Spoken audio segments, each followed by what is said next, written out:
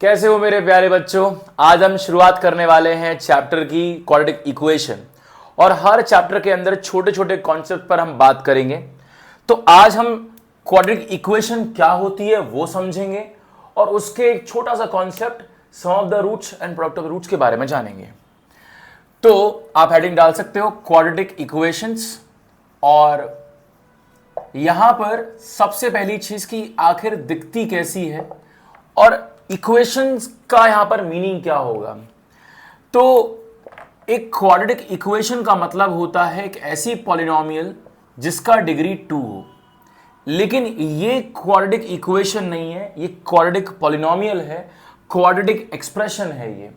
लेकिन जब मैं इसको किसी नंबर या किसी इक्वेशन लोअर डिग्री, ये क्वाड्रेटिक है तो या तो क्वाड्रेटिक के बराबर या उससे छोटा डिग्री लीनियर के बराबर या किसी नंबर के बराबर अगर मैं यहां करता हूं तो बनती है क्वाड्रेटिक इक्वेशन। हालांकि एक जनरल स्टैंडर्ड फॉर्म में इसको हम बराबर 0 करते हैं। ओके, तो ये है एक क्वाड्रेटिक इक्वेशन, लेकिन यहां पर एक ट्रैप है, यहां पर एक कैच है कि अगर a बराबर 0 हो जाए तो 0 इंटू एक्स स्क्वायर 0, तो आपके पास बचता है केवल bx प्लस सी, और bx प्लस सी क्वाड्रेटिक इक्वेशन नहीं है।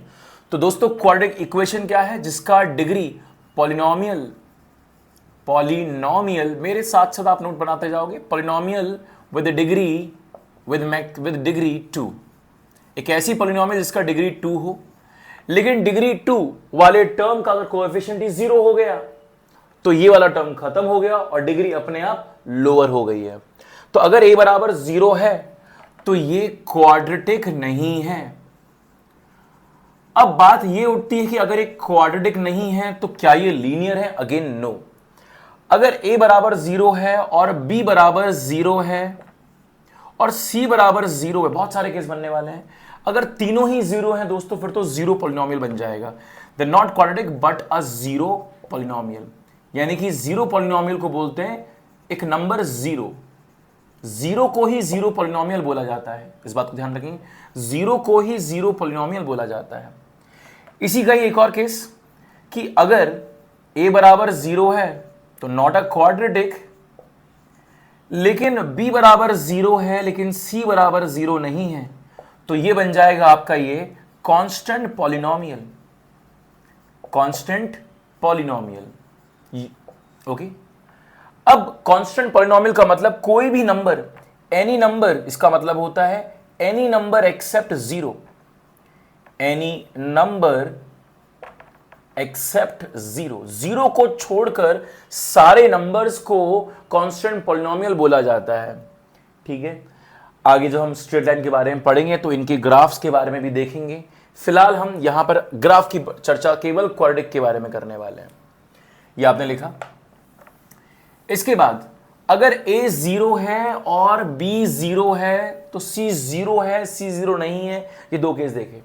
बट अगर a 0 है और b 0 नहीं है तो ये बनती है अ लीनियर इक्वेशन, ये बन जाती है एक लीनियर इक्वेशन। और आखिर वाला केस कि अगर a 0 नहीं है तो होती है it is a quadratic equation. Then आई बात समझ में? तो हमारे पास चार केस हैं, a बराबर 0, a बराबर नॉट इक्वल टू 0, a बराबर नॉट इक्वल टू 0 पर ही क्वाड्रेटिक इक्वेशन बनेगी। सिंपल सी बात है, a का मतलब यहां पर कोई यूनिवर्सल कांस्टेंट नहीं कि हर बार एक ही बात हो। a का मतलब है कोएफिशिएंट ऑफ एक्स स्क्वायर। अगर कोएफिशिएंट ऑफ एक्स स्क्वायर अपना नॉट इक्वल टू 0 है तभी वो क्वाड्रेटिक बनेगी, और हाईएस्ट डिग्री 2 हो तो ही वो क्वाड्रेटिक बनने वाली है। क्लियर है बात? दूसरी बात, अगर a 0 हो तो तीन केस बनेंगे, a 0 है और b 0 नहीं है तो लीनियर, a 0 है b 0 है तो उसके अंदर दो केस, c 0 तो 0 पॉलिनोमियल, c नहीं 0 तो कांस्टेंट पॉलिनोमियल। सबसे पहली बात हमारे पास ये हुई। अब थोड़ा यहां पर आप समझते हैं कि अगर एक क्वाड्रेटिक है तो a नॉट इक्वल टू 0 है तभी ये क्वाड्रेटिक बन पाएगी। आई बात समझ में? और मैथ्स का एक बेसिक लॉ जो आपको पता होना चाहिए कि मैथ्स का एक बेसिक लॉ जो आपको पता होना चाहिए कि आप 0 से डिवाइड नहीं कर सकते हो, डिनोमिनेटर में 0 नहीं आ सकता है। तो यहां पर हम लोग a से डिवाइड कर सकते हैं क्योंकि a 0 नहीं है। तो ax square by a is x square, bx by a is bx by ba by x, c by a ये आपके पास में आ जाएगा। अब मान के रखे कि एक क्वाड्रेटिक के देखो जितनी डिग्री उतने रूट्स, सिंपल सी बात है। तो एक क्वाड्रेटिक है तो इसके 2 रूट्स, क्यूबिक है तो 3 रूट्स, 4th डिग्री की इक्वेशन है तो 4 रूट्स। अच्छा, वो रूट्स रियल होंगे, वो रूट्स रियल नहीं होंगे, ये बात का मैटर है। ओके, काटना चलो ना,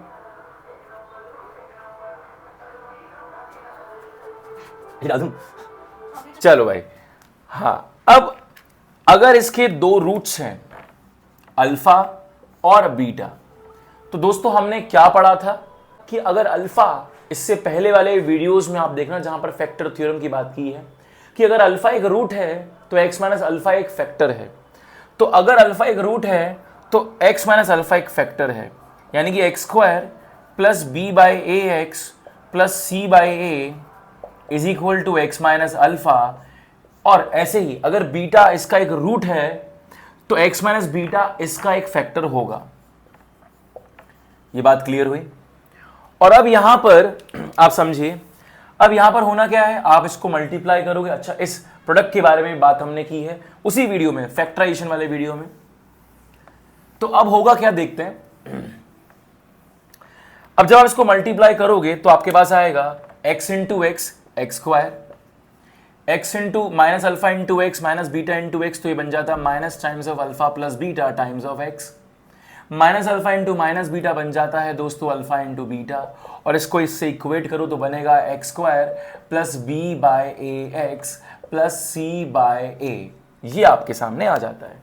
ओके, अब आप समझिए बात को कि अगर आपके सामने ये आया है तो अब आप करोगे क्या कि कंपैरिजन करिए एक्स स्क्वायर, यानी कि अगर दोनों बराबर हैं और एक भी टर्म बराबर हो गई यानी कि बची सारी टर्म्स बराबर भी होंगी, तो इसका मतलब है हम ये बोल सकते हैं minus times of alpha plus beta, दोस्तों ये बन जाता है बी बाई ए। और अगर मैं इसको माइनस से मल्टीप्लाई करूं तो मेरे पास आता है alpha plus beta is minus b by a, यानी कि मैं कंक्लूड कर सकता हूं कि sum of roots of ax square plus bx plus c equal to 0 is minus b by a. Minus b by a का मतलब है माइनस टाइम्स ऑफ b क्या है, coefficient of x by a is the coefficient of x square. जैसे ये किया वैसे ही हम कंपेयर करेंगे प्रोडक्ट को, यानी कि कांस्टेंट पार्ट्स को हम कंपेयर करेंगे। तो alpha into beta is c by a, alpha into beta is c by a, और यहां से हमें समझ में आता है कि product of the roots, product ये आप लिखोगे नोटबुक में, of roots of a x square plus b x plus c बराबर 0 इज सी बाई ए। बहुत ही इंपॉर्टेंट चीज है ये, ठीक है। अब इस पर कुछ एग्जांपल्स करते हैं। ये आपका पहला कॉन्सेप्ट है जो आपको समझना है, क्वाड्रेटिक क्या होती है, उसके रूट्स मतलब वो उसको 0 बना रहे हैं, क्लियर ही बात है। रूट्स का वैसे मतलब होता है कि जो इक्वेशन को सेटिस्फाई करे, और हमारी इक्वेशन में बराबर 0 था, इसलिए हमने बोला कि अगर एक वैल्यू इक्वेशन को 0 बना रही है तो वो उसका रूट है, और अगर अल्फा रूट है तो एक्स माइनस अल्फा फैक्टर है। तो sum of the roots, product of the roots के बारे में हमने पढ़ा। अब एक एग्जांपल लेते हैं कि x square plus 2x plus 2 बराबर 0। इसके 2 रूट्स हैं अल्फा और बीटा। आपसे सवाल पूछा जा रहा है कि alpha square plus beta square. अब आप धीरे धीरे कनेक्ट करोगे जो हमने पिछले वीडियोस में सीखा है, और अब जो सीख रहे हैं उसमें कनेक्शन आप फील करोगे। अब ये निकालना है मुझे, तो आप पहले सोचिए कि अल्फा प्लस बीटा क्या होगा। अल्फा प्लस बीटा आपके पास आएगा minus times of coefficient of x divide by coefficient of x square which is -2, और प्रोडक्ट ऑफ द रूट्स क्या होगा यहाँ पर, अल्फा इंटू बीटा बराबर ये है 2।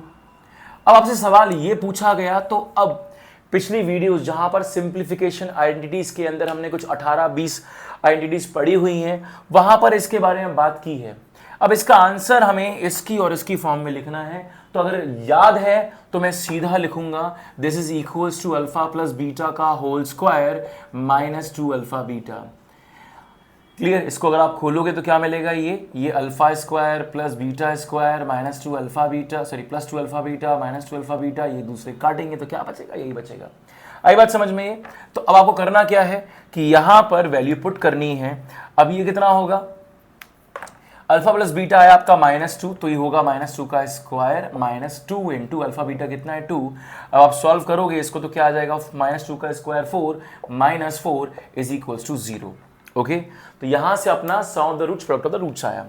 अब इसी क्वेश्चन में आप alpha cube plus beta cube भी निकाल सकते हो। देखिए ठीक है, हम अभी बेसिक एग्जांपल कर रहे हैं, नेक्स्ट वीडियो के अंदर हम लोग डिटेल में 5-10 सवाल करेंगे ताकि आपको इस कॉन्सेप्ट की और क्लैरिटी बढ़े।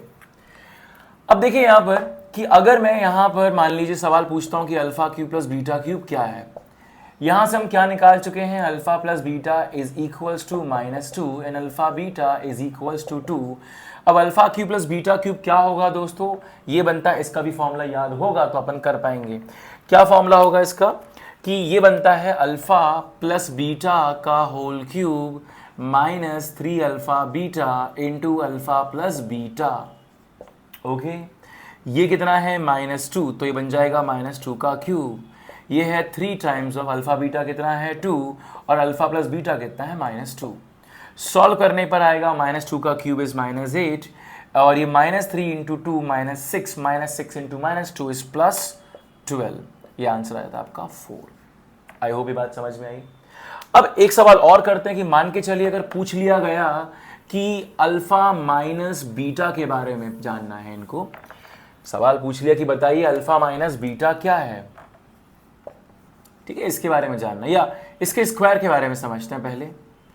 तो अगर इसका आंसर हो जाएगा आपका अल्फा प्लस बीटा का whole square plus 4 alpha beta. तो जो आइडेंटिटीज आपने पढ़ी हैं वो यहां पर इस्तेमाल हो रहा है इनका।